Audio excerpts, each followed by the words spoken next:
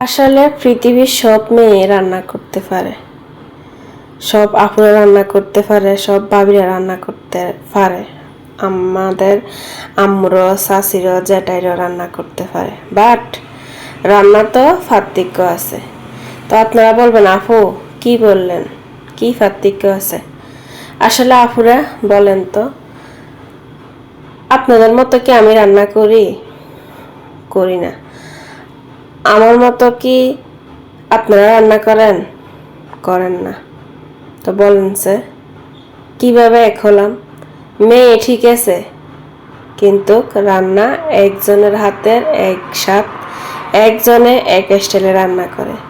এই যেমন ধরেন আজকে আমি লতি রান্না করতেছি আমার স্টাইলে, কিন্তু আমি আরেকজনের ভিডিও দেখি আপুদের, তা না হলে আন্টিদের অন্য স্টাইলে রাঁধতেছে। তো হ্যালো, আসসালামু আলাইকুম এভরিওয়ান, সবাই কেমন আছেন? আশা করি সবাই ভালো আছেন। তো আমি আজকে আসলে ভিডিওটাতে কি কথা বলতেছি অবশ্যই আপনারা বুঝছেন।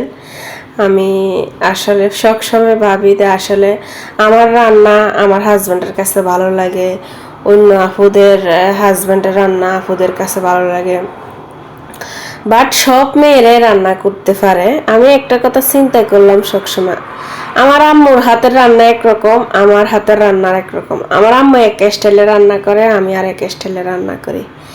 তো আসলে মূল কথা হচ্ছে আমার কাছে যেভাবে রাঁধতে ভালো লাগে আমি এভাবে রাঁধি, বাট আমি রাঁধতে পারি, সব আপুরাই রাঁধতে পারে, সবাই রাঁধতে পারে।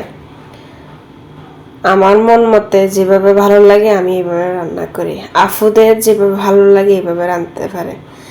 তো আজকে দেখেন আমি লতিটা কিভাবে রান্না করলাম। তো আমি তো আর বললাম না, অনেক গল্প বলতে বলতে দেখেন ভিডিওটায় শেষ পর্যায়ে চলে আসছে। তো আপনারা তো দেখতেই পাইছেন আমি কিভাবে রান্না করছি লতিটা।